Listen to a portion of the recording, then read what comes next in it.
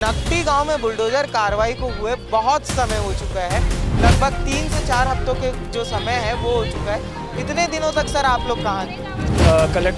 Collector, राज्यपाल, मुख्यमंत्री तक ज्ञापन जा चुका है और जो नकटी गांव के लोग हैं उनके साथ रहकर हमारे कार्यकर्ता काम कर रहे हैं। लेकिन इस मामले पे लगातार प्रदर्शन हो रहे, राजनीति हो रही, लेकिन उनके दर्द को लेकर क्या कोई भी राजनीतिक पार्टी उस समय नहीं पहुंची और लोगों का घर टूट गया। सरकार से मांगने के अलावा हमारे पास क्या रास्ता है? सरकारी तो ताकतवर तो रुक सर आवाज भी बन चुका है और फिर आप उसको तोड़ दे रहे हो, जबरदस्ती तोड़ दे रहे हो। यही कारण कि सिर्फ उस जमीन को आपको पूंजीपति को देना है। तो हम भी नहीं थे, आप भी नहीं थे, ना कोई नेता नहीं था, कोई मंत्री नहीं था, कोई भी अपना घर टूटते हुए नहीं देख सकता। हम बेबस थे उस समय।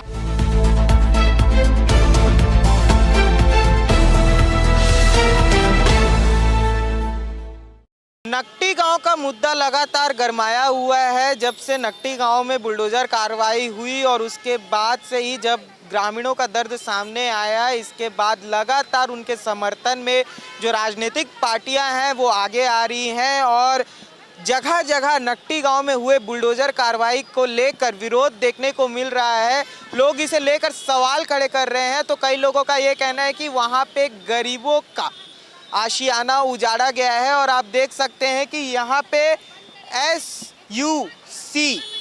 एसयूसीआई कम्युनिस्ट पार्टी जो है अब वो भी मैदान में उतर चुकी है और आज ये राज्य स्तरीय प्रदर्शन कर रहे हैं नकटी गांव के मुद्दे को लेके। और आप देख सकते हैं इस समय अंबेडकर चौक, जो रायपुर का अंबेडकर चौक है, वहाँ पे इनके द्वारा प्रदर्शन किया जा रहा है और यहाँ बड़ी संख्या में महिलाएं, युवा मौजूद हैं।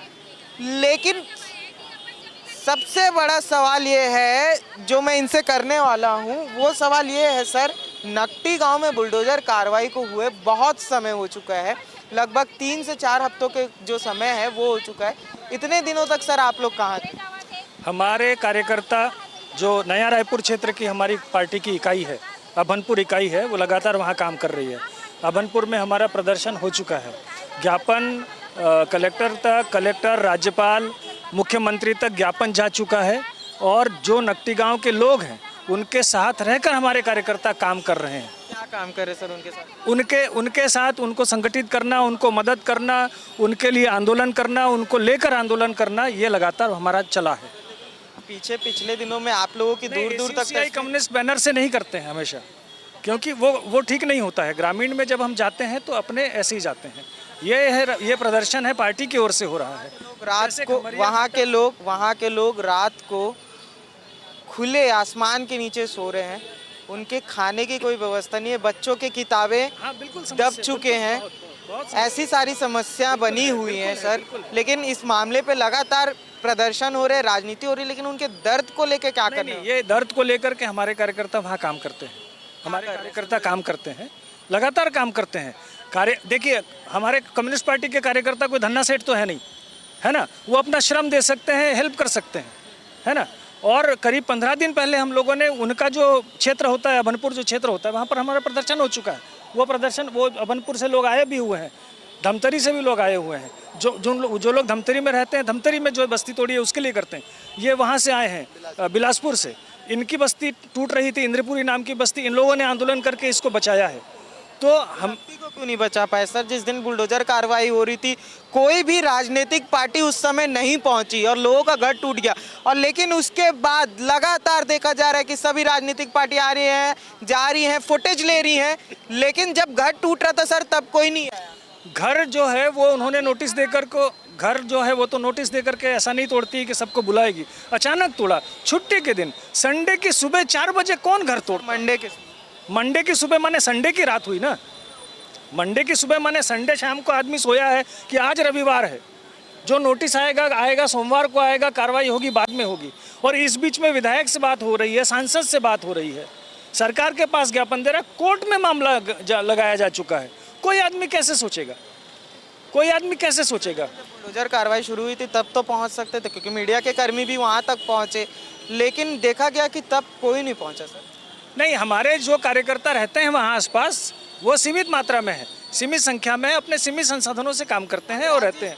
कर रहे हैं सर आप लोग? राज्य स्तरीय प्रदर्शन है आज रायपुर के अलावा और सभी जगह में? सभी राज्य स्तरीय मतलब आज रायपुर का है, लेकिन दुर्ग में आईआईटी के पास में जो किया जा रहा है, आईआईटी के पास वाले गांव का, उसका प्रदर्शन कई बार हो चुका है। वहां से भी ये लोग आए हुए हैं और मतलब पूरे छत्तीसगढ़ से लोग आए हैं। जी हाँ जी, धमतरी से लोग आए हुए हैं, उधर खड़े हैं वो लोग अपने वहाँ किए हैं। क्या करने वाले नकटी गांव के लोगों के लिए आप लोग? नकटी गांव के लिए लगातार लड़ाई। इसके अलावा हमारे पास सरकार से मांगने के अलावा हमारे पास क्या रास्ता है? सरकारी तो ताकतवर तो रुक कर सकते है। हैं, कोर्ट की और भी तो जा सकते हैं।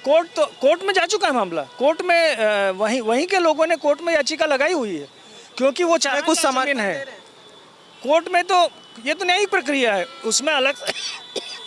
उसमें समर्थन का कोई अलग से कोई सवाल नहीं उठता है, वो तो न्यायिक प्रक्रिया है। मेरा सवाल ये है सर, अगर शासकीय भूमि तो शासकीय तरीके से प्रधानमंत्री आवास योजना के तहत घर बन जाते हैं, फिर शासकीय तरीके से तोड़ भी दिया जाता है, और फिर उसके बाद शासकीय तरीके से EWS फ्लैट भी दिए जाते हैं जहां कोई मेंटेनेंस ही नहीं होता। तो ये किस तरीके की नीति चल रही है प्रदेश में? ये जो नीति है वो बहुत गलत नीति है, जन विरोधी नीति है, गरीबों को सिर्फ प्रताड़ित करने की नीति है।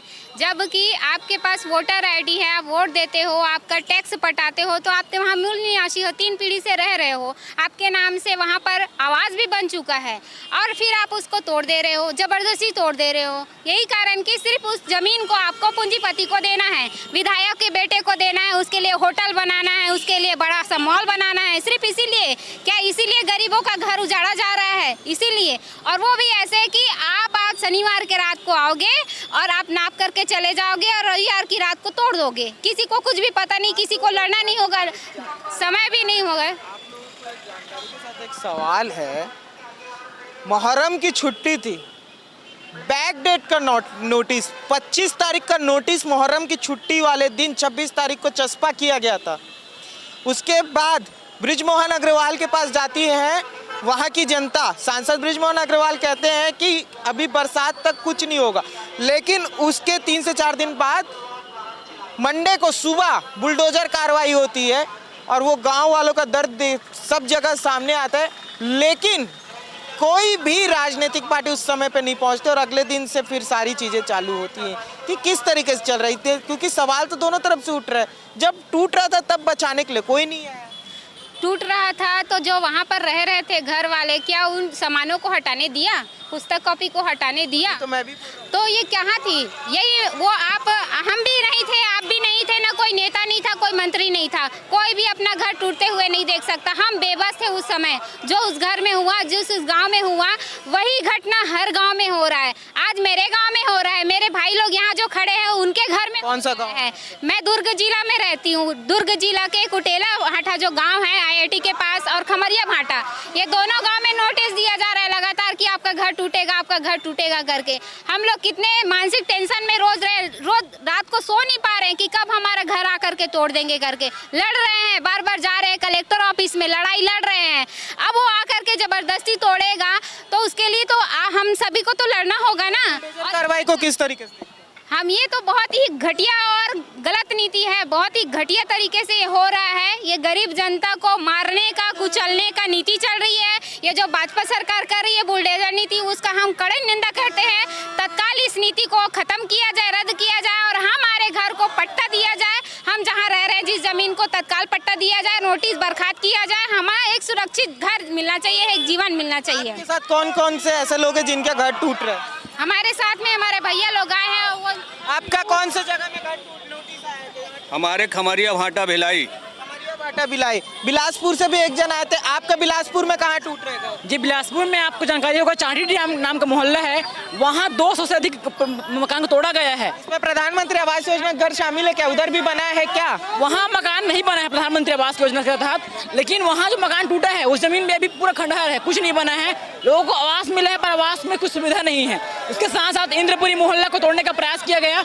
हमने आंदोलन किया, आंदोलन की हम जीत भी हुई है। इस मोहल्ले को बचाए हैं इंद्रपुरी को। अभी लिंगियाटी मोहल्ला को तोड़ने का प्रयास चल रहा है। लोग 240 दिन से हड़ताल पर बैठे हैं अपने मकानों को बचाने के लिए। इस प्रकार से तानाशाही सरकार कार्य कर रही है, हर जगह में मकान तोड़ने के लिए कोशिश कर रही है।